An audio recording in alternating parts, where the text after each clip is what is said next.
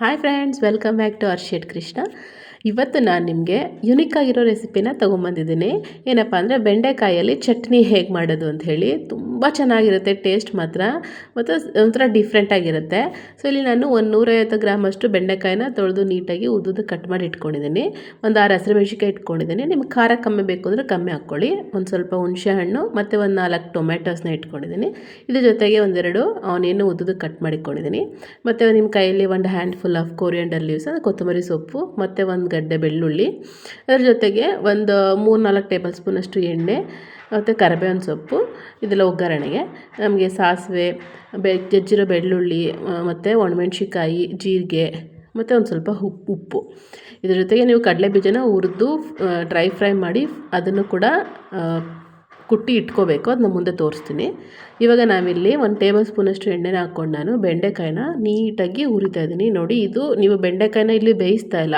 So ನೀವು ಚೆನ್ನಾಗಿ ಹುರಿಬೇಕು, ಅದರಲ್ಲಿರೋ ಲೋಳೆ ಎಲ್ಲ ಹೋಗಬೇಕು. ಆ ಥರ ಬೆಂಡೆಕಾಯಿನ ಹುರಿಬೇಕು. ನಿಮಗಿದು ಲೈಟ್ ಬ್ರೌನ್ ಕಲರು ಅಥವಾ ಸ್ವಲ್ಪ ಬ್ಲ್ಯಾಕ್ ಕಲರು ಬರುತ್ತೆ, ಅಲ್ಲಿವರೆಗೂ ನೀವು ಅದನ್ನು ಹುರಿತಾನೆ ಇರಬೇಕು ಮೀಡಿಯಮ್ ಫ್ಲೇಮಲ್ಲಿ. ಅವಾಗ ಏನಂದರೆ ನಿಮಗೆ ಹಸಿ ವಾಸನೆ ಬರೋದಿಲ್ಲ ಮೇಯ್ನು. ಆಮೇಲೆ ಲೋಳೆ ಥರ ಬರುತ್ತೆ ನೋಡಿ, ಅಂದರೆ ಜಲ್ ಥರ ಬರುತ್ತಲ್ಲ ಬೆಂಡೆಕಾಯಿನ ಕಟ್ ಮಾಡಿದಾಗ, ಅದು ಕೂಡ ಇರೋದಿಲ್ಲ. ನೀವು ಸ್ವಲ್ಪ ಎಣ್ಣೆ ಹಾಕ್ಕೊಂಡು ಅದನ್ನು ನೀಟಾಗಿ ಲೋ ಫ್ಲೇಮಲ್ಲಿಟ್ಟು ನೀಟಾಗಿ ಅದನ್ನು ನೀವು ಫ್ರೈ ಮಾಡ್ಕೊಳ್ಳಿ. ನೋಡಿ, ನಾನಿಲ್ಲಿ ಅದೇ ಥರ ಫ್ರೈ ಮಾಡ್ತಾಯಿದ್ದೀನಿ. ಫಸ್ಟ್ ಅದು ಫ್ರೈ ಮಾಡೋಕ್ಕೆ ಸ್ಟಾರ್ಟ್ ಮಾಡಿದಾಗ ಲೋಳೆ ಬಿಟ್ಕೊಳ್ಳುತ್ತೆ. ಅದೆಲ್ಲ ಬಿಟ್ಕೊಂಡು ನೆಕ್ಸ್ಟ್ ಲೆವೆಲಲ್ಲಿ ಏನಾಗುತ್ತೆ, ಅದು ಸ್ವಲ್ಪ ಬ್ಲ್ಯಾಕ್ ಕಲರ್ ಬರುತ್ತೆ. ಏನಕ್ಕೆ ನಾವು ಇವಾಗ ಇಲ್ಲಿ ನೀರು ಹಾಕಿ ಬೆಂಡೆಕಾಯಿನ ಬೇಯಿಸ್ತಾ ಇಲ್ಲ. ಸೊ ಜಸ್ಟ್ ಫ್ರೈಯಲ್ಲೇ ನಾವು ಅದನ್ನು ಸಾಫ್ಟ್ ಮಾಡ್ಕೋಬೇಕು, ಅದರಲ್ಲಿರೋ ಹಸಿ ವಾಸನೆನ ತೆಗಿಬೇಕು. ಇಲ್ಲಿ ಸ್ವಲ್ಪ ನಿಮಗೆ ಟೈಮ್ ಹಿಡಿಯುತ್ತೆ ಅಷ್ಟೇ, ಅಂದರೆ ಏನೊಂದು 5 ಮಿನಿಟ್ಸಲ್ಲಿ ಆಗಿಬಿಡುತ್ತೆ ಅದು. ಸೊ ಇದನ್ನು ನೀವು ನೀಟಾಗಿ ಹುರ್ಕೋಬೇಕು. ನೋಡಿ, ಅದು ಕಲರ್ ಚೇಂಜ್ ಆಗ್ತಾಯಿದೆ ಇವಾಗ. ಆಲ್ಮೋಸ್ಟ್ ಇದಾಗಿದೆ ನೋಡಿ. ಇವಾಗ ಹೈ ಫ್ಲೇಮಲ್ಲಿ ಇಟ್ಕೋಬೇಡಿ, ಸಿದೋಗ್ಬಿಡುತ್ತೆ ಬೇಗ. ಸೊ ಮೀಡಿಯಮ್ ಫ್ಲೇಮಲ್ಲಿ ಇಟ್ಕೊಂಡು ಅದನ್ನು ನೀಟಾಗಿ ಹುರ್ಕೊಳ್ಳಿ. ನಾನು ನೋಡಿ ಇವಾಗ ಈ ಕಲರಲ್ಲಿ ನಾನು ಬೆಂಡೆಕಾಯಿನ ಚೆನ್ನಾಗಿ ಫ್ರೈ ಮಾಡ್ಕೊಂಡಿದ್ದೀನಿ. ಕಲರ್ ನೋಡಿ ಚೇಂಜ್ ಆಗಿದೆ, ಹಸಿ ವಾಸನೆ ಇರೋದಿಲ್ಲ. ಇದಕ್ಕೆ 1 ಟೇಬಲ್ ಸ್ಪೂನಷ್ಟು ಅಥವಾ ಅರ್ಧ ಟೇಬಲ್ ಸ್ಪೂನಷ್ಟು ಎಣ್ಣೆ ಹಾಕ್ಕೊಂಡು ಮತ್ತು ಈರುಳ್ಳಿನ ನೀವು ಅದನ್ನು ಅಲ್ಲೇ ಹುರ್ಕೊಳ್ಳಿ. ಎಲ್ಲ ಸಪ್ರೇಟೇ ಹುರ್ಕೋಬೇಕು. ಎಲ್ಲ ಒಂದೇ ಸಲ ಹಾಕಿ ಹುರಿಯೋಕ್ಕೆ ಹೋಗಬೇಡಿ, ಸಪ್ರೇಟೇ ಹಾಕಿ ಇದನ್ನು ಫ್ರೈ ಮಾಡಿ. ನೀವು ನಾನು ಆನಿಯನ್ನ ಹಾಕಿ ನೀಟಾಗಿ ಫ್ರೈ ಮಾಡ್ತಾಯಿದ್ದೀನಿ. ಇದು ಅಷ್ಟೇ, ಹಸಿ ವಾಸನೆ ಹೋಗಬೇಕು, ಗೋಲ್ಡನ್ ಬ್ರೌನ್ ಕಲರ್ ಬರೋವರೆಗೂ ನೀವು ಅದನ್ನು ಹುರಿಬೇಕು. ಅದ್ರ ಜೊತೆಗೆ ನಾನು ಇಲ್ಲೇ ಬೆಳ್ಳುಳ್ಳಿನೂ ಕೂಡ ಹಾಕ್ಕೊಂಡಿದ್ದೀನಿ. ಹಾಕ್ಕೊಂಡು ಎರಡನ್ನೂ ಒಂದೇ ಸಲ ಮೀಡಿಯಮ್ ಫ್ಲೇಮಲ್ಲಿಟ್ಟು ಫ್ರೈ ಮಾಡ್ತಾಯಿದ್ದೀನಿ. ಹೈ ಫ್ಲೇಮಲ್ಲಿ ಇಟ್ಟರೆ ಏನಾಗುತ್ತೆ, ಬೇಗನೆ ಫ್ರೈ ಆಗಿಬಿಡುತ್ತೆ, ಆದರೆ ಸೀದೋಗ್ಬಿಡುತ್ತೆ, ಅದು ಫ್ಲೇವರು ಚೆನ್ನಾಗಿ ಬರಲ್ಲ. ಸೊ ಹಾಗಾಗಿ ನೀವು ಮೀಡಿಯಮ್ ಫ್ಲೇಮಲ್ಲಿ ಇಟ್ಕೊಂಡು ಹುರ್ಕೊಳ್ಳಿ ಇದನ್ನು. ನಿಮಗೆ ಇಲ್ಲಿ ಫ್ರೈ ಮಾಡ್ಕೊಳ್ಳೋದಕ್ಕೆ ಅಷ್ಟೇ ಟೈಮ್ ಹಿಡಿಯುತ್ತೆ, ಬಿಟ್ಟರೆ ಬೇಗ ಫಟಾಫಟ್ ಅಂತ ಆಗುತ್ತೆ ಫ್ರೆಂಡ್ಸ್. ನಿಮಗೆ ವಿತಿನ್ 15 ಮಿನಿಟ್ಸಲ್ಲಿ ನೀವು ಅನ್ನಕ್ಕಾದರೂ ಸರಿ ಅಥವಾ ಚಪಾತಿಗಾದರೂ ಸರಿ ಆರಾಮಾಗಿ ತಿನ್ನೋವಂಥದ್ದು ಹೆಲ್ದಿ ಫುಡ್ಡು, ಮಿನಿಮಮ್ ಆಯಿಲಲ್ಲಿ ಮಾಡ್ಕೊಳ್ಳೋವಂಥ ಫುಡ್ಡು, ಅದನ್ನು ನಿಮಗೆ ತೋರಿಸ್ತಾ ಇದ್ದೀನಿ ನೋಡಿ. ಇವಾಗ ಇಲ್ಲಿ ನೋಡಿ, ಈರುಳ್ಳಿ ಮತ್ತು ಬೆಳ್ಳುಳ್ಳಿ ಎರಡೂ ಕೂಡ ಚೆನ್ನಾಗಿ ಫ್ರೈ ಆಗ್ತಾಯಿದೆ. ಇದನ್ನು ಅಷ್ಟೇ ಒಂದು ತಟ್ಟೆಗೆ ಹಾಕಿ ಎತ್ತಿಟ್ಕೊಳ್ಬೇಕು. ನೀಟಾಗಿ ಫ್ರೈ ಆದಮೇಲೆ ನಾನೆಲ್ಲ ಒಂದೇ ತಟ್ಟೆಗೆ ಹಾಕಿ ಎತ್ತಿಡ್ತಾಯಿದ್ದೀನಿ, ಯಾಕಂದರೆ ಇದನ್ನು ನೆಕ್ಸ್ಟ್ ನಾವು ಗ್ರೈಂಡ್ ಮಾಡ್ಕೋಬೇಕು. ಸೊ ಹಾಗಾಗಿ ನೋಡಿ, ಇದೆಲ್ಲ ಆಲ್ಮೋಸ್ಟ್ ಒಂದು ಈರುಳ್ಳಿ ಫ್ರೈ ಆಗ್ತಾಯಿದೆ. ಇವಾಗ ಇದನ್ನು ನಾನು ಒಂದು ಬೌಲ್ಗೆ ಅಥವಾ ಒಂದು ಪ್ಲೇಟ್ಗೆ ಟ್ರಾನ್ಸ್ಫರ್ ಮಾಡ್ಕೊತಾ ಇದ್ದೀನಿ. ಇವಾಗ ನೆಕ್ಸ್ಟು ಮತ್ತೆ ಅಷ್ಟೇ ಅರ್ಧ ಟೇಬಲ್ ಸ್ಪೂನಷ್ಟು ಎಣ್ಣೆ, ಜಾಸ್ತಿ ಇಲ್ಲ. ಅದಕ್ಕೆ ನಾವು ಟೊಮೆಟೊನ ಹಾಕ್ಕೊಂಡು ಅದು ಸ್ವಲ್ಪ ಸಾಫ್ಟ್ ಆಗೋವರೆಗೂ ಅದನ್ನು ನೀವು ಫ್ರೈ ಮಾಡ್ಕೊಳ್ಳಿ. ಟೊಮೊಟೊ ಬೇಕಾದರೆ ನೀವು ಹೈ ಫ್ಲೇಮಲ್ಲಿ ಇಟ್ಕೊಂಡು ಮಾಡ್ಕೋಬೋದು, ಯಾಕಂದರೆ ಅದರಲ್ಲಿ ವಾಟರ್ ಕಂಟೆಂಟ್ ಇರೋದ್ರಿಂದ ಅದು ಬೇಗ ಸಿದೋಗೋದಿಲ್ಲ. ಸೊ ಹಾಗಾಗಿ ನೀವು ಬೇಕಾದರೆ ಟೊಮೊಟೊನ ನೀಟಾಗಿ ಹೈ ಫ್ಲೇಮಲ್ಲೇ ಇಟ್ಟು ಫ್ರೈ ಮಾಡ್ಕೋಬೋದು. ಸೊ ಇದನ್ನು ನೀಟಾಗಿ ಫ್ರೈ ಮಾಡ್ಕೊಳ್ಳಿ. ಎಷ್ಟು ಈಸಿ ಇರುತ್ತೆ ಅಂದರೆ ಫಟಾಫಟ್ ಅಂತ ಆಗುತ್ತೆ, ಮತ್ತು ಇದು ಹೆಲ್ದಿ ಕೂಡ. ನಿಮಗೆ ಗೊತ್ತಿರುತ್ತೆ ಬೆಂಡೆಕಾಯಲ್ಲಿ ಎಷ್ಟೆಲ್ಲ ಹೆಲ್ತ್ ಬೆನಿಫಿಟ್ಸ್ ಇದೆ ಅಂತೇಳಿ. ಮೆಮೊರಿ ಪವರಿಗೆ, ಮಕ್ಕಳಿಗೆ ತುಂಬ ಯೂಸ್ ಆಗುತ್ತೆ. ಈ ಬೆಂಡೆಕಾಯಿನ ಮಕ್ಕಳು ಹಾಗೆ ತಿನ್ನೋದಕ್ಕೆ ತುಂಬ ಜನ ಇಷ್ಟಪಡೋದಿಲ್ಲ. ಸೊ ನೀವು ಈ ಥರ ಚಟ್ನಿ ಮಾಡಿಬಿಟ್ಟು ಅನ್ನದಲ್ಲಿ ಕಲಿಸ್ಬಿಟ್ಟು ತಿನ್ನಿಸಿ, ಅಥವಾ ರೊಟ್ಟಿ ಚಪಾತಿಗೆ ಅದು ಚಟ್ನಿ ನೀವು ಮಾಮೂಲಿನ ಕೊಕೊನಟ್ ಚಟ್ನಿ ಅಥವಾ ಪೀನಟ್ ಚಟ್ನಿ ಮಾಡ್ತಿರಲ್ಲ, ಅದ್ರ ಬದಲಾಗಿ ಇದನ್ನು ಮಾಡಿ ಅದ್ರ ಜೊತೆಗೆ ಇದನ್ನು ಕೊಡಿ, ರೊಟ್ಟಿ ಜೊತೆಗೆ ಕೊಡಿ.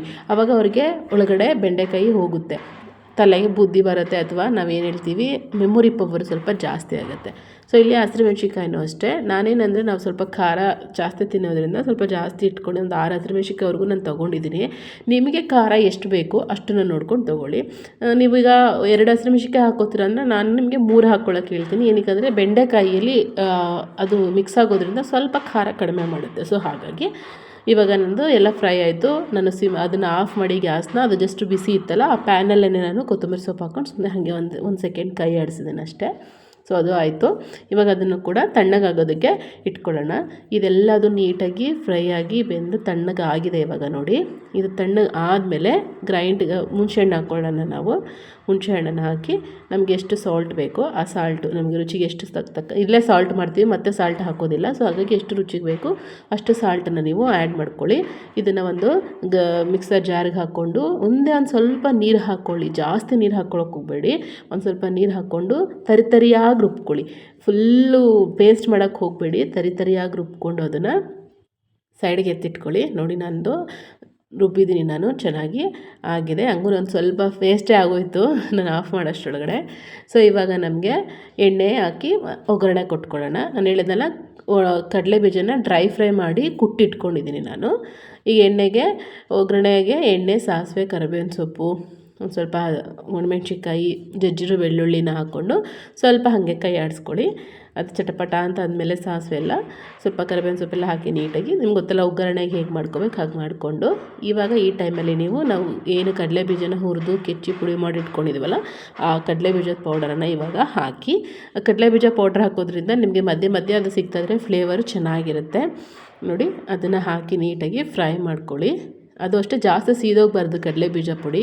ಸೊ ಏನಂದ್ರೆ ಅದು ಹಸಿ ವಾಸನೆ ಬರೋದಿಲ್ಲ. ಈಗ ಆಲ್ರೆಡಿ ನಾವು ಅದನ್ನು ಡ್ರೈ ಫ್ರೈ ಮಾಡಿರೋದ್ರಿಂದ ಜಸ್ಟ್ ಅದು ಅಬ್ಸರ್ವ್ ಮಾಡ್ಕೊಳ್ಳಿ ಆಯಿಲಲ್ಲಿ ಅಂತ ಅಷ್ಟೇ. ಆವಾಗ ನೋಡಿ ಮಾಡಿ. ಈ ರೆಸಿಪಿ ನನಗೆ ನಮ್ಮ ಅತ್ತೆ ಹೇಳ್ಕೊಟ್ಟಿದ್ದು. So the credit goes to my mother ಇಲ್ಲ. ಅವರು ತುಂಬ ಈ ಥರ ಹಳೆ ಟ್ರೆಡಿಷನಲ್ ಫುಡ್ನ ತುಂಬ ಚೆನ್ನಾಗಿ ಮಾಡ್ತಾರೆ ಅವರು. ನಾನು ಊರಿಗೆ ಹೋದರೆ ಅವ್ರ ಕೈಲೇ ಇನ್ನೊಂದಷ್ಟು ರೆಸಿಪೀಸ್ನ ನಾನು ನಿಮಗೆ ಶೇರ್ ಮಾಡಿಸ್ತೀನಿ. ಅವರೇ ಹೇಳ್ಕೊಟ್ಟಿದ್ದನ್ನು ನನಗೆ. ತುಂಬ ಚೆನ್ನಾಗಿತ್ತು, ಇರುತ್ತೆ ಮಾತ್ರ. ನಾನು ಫಸ್ಟ್ ಹೇಗಿರುತ್ತಪ್ಪ ಬೆಂಡೆಕಾಯಲ್ಲಿ ಚಟ್ನಿ ಅಂತ ಅಂದ್ಕೊಂಡಿದ್ದೆ. ಬಟ್ ಸಮ್ ಫ್ರೆಂಡ್ಸ್ ಟೇಸ್ಟ್ ಮಾತ್ರ ತುಂಬ ಚೆನ್ನಾಗಿತ್ತು. ಇಲ್ಲಿ ನಾನು ಏನು ಮಾಡಿದ್ದೀನಿ ಅಂದರೆ, ನೆಕ್ಸ್ಟು ನಾನು ಮಾಡಿಸಿಟ್ಕೊಂಡಿರೋಂಥ ಪೇಸ್ಟನ್ನು ಇದರೊಳಗಡೆ ಹಾಕಿ ಒಂದು 2 ಮಿನಿಟ್ಸು ಕೈ ಆಡಿಸ್ಕೊಳ್ಳಿ ಅಷ್ಟೇ. ಅದು ಬೇಯೋ ಅಗತ್ಯ ಏನಿಲ್ಲ. ಜಸ್ಟ್ ಅಲ್ಲ ಒಗ್ಗರಣೆ ಎಲ್ಲ ಅದರಲ್ಲಿ ಮಿಕ್ಸ್ ಆಗೋ ಥರ 2 ಮಿನಿಟ್ಸು ಕೈ ಆಡಿಸಿ ನೆಕ್ಸ್ಟ್ ಅದನ್ನು ನೀವು ಆಫ್ ಮಾಡಿಬಿಡಿ ಗ್ಯಾಸನ್ನ. ಇದನ್ನು ನೀವು ಅನ್ನಕ್ಕೆ, ಚಪಾತಿಗೆ, ರೊಟ್ಟಿಗೆ ಎಲ್ಲದಕ್ಕೂ ತಿನ್ಬೋದು. ತುಂಬ ಚೆನ್ನಾಗಿರುತ್ತೆ. ವಿತೌಟ್ ಫ್ರಿಜ್ಜು ನೀವು ಇದನ್ನು 1 ಡೇ 2 ಡೇಸ್ ಆದರೂ ಇಡ್ಬೋದು. ಇದನ್ನು ನೀಟಾಗಿ ನೀವು ಇಲ್ಲಿ ಈ ಟೈಮಲ್ಲಿ ನೀವು ಇನ್ನೂ 5 ಮಿನಿಟ್ಸ್ ನೀಟಾಗಿ ಫ್ರೈ ಮಾಡಿ ಇಟ್ಕೊಂಡ್ರೆ 2 ಡೇಸ್ ಆದರೂ ಇದನ್ನು ಇಡ್ಬೋದು, ನೋ ಪ್ರಾಬ್ಲಮ್ಮು. ನಮ್ಮ ಮತ್ತೆ ಹೇಳ್ಕೊಡುವಂಥ ರೆಸಿಪೀಸ್ ಎಲ್ಲ ಹೀಗೆ ಇರುತ್ತೆ. ಅವರು ಜಾಸ್ತಿ ಫ್ರಿಜ್ಜಲ್ಲಿ ಸ್ಟೋರ್ ಮಾಡಿ ಇಟ್ಕೊಳ್ಳೋ ಥರ ಹೇಳ್ಕೊಡಲ್ಲ. ಅದು ತುಂಬ ಸಿಂಪಲ್ಲಾಗಿ ಹೇಳ್ಕೊಡ್ತಾರೆ, ತುಂಬ ಚೆನ್ನಾಗಿರುತ್ತೆ. ಸೊ ನೀವು ಮನೇಲಿ ಟ್ರೈ ಮಾಡಿ ನೋಡಿ. ಹಳೆಯ ಕಾಲದ ರೆಸಿಪಿ ಇದು, ತುಂಬ ಚೆನ್ನಾಗಿರುತ್ತೆ. ಟೇಸ್ಟ್ ಮಾತ್ರ ಹೇಗಿತ್ತು ಅಂತ ಹೇಳಿ ನನಗೆ ನೀವು ಕಮೆಂಟ್ ಸೆಕ್ಷನಲ್ಲಿ ತಿಳಿಸ್ಬೇಕು. ಹೆಲ್ದಿಯಾಗಿರೋವಂಥದ್ದು, ನೀವು ಡಯಟ್ ಮಾಡ್ತಾರೋರಿಗೂ ಕೂಡ ಇದು ಯೂಸ್ ಆಗುತ್ತೆ. ನಾನು ಆಯಿಲ್ ಹಾಕ್ಕೊಂಡಿರೋ ಜಾಗದಲ್ಲಿ ಡಯಟ್ ಮಾಡೋರಿದ್ದರೆ ತುಪ್ಪನ ಹಾಕ್ಕೊಳ್ಳಿ.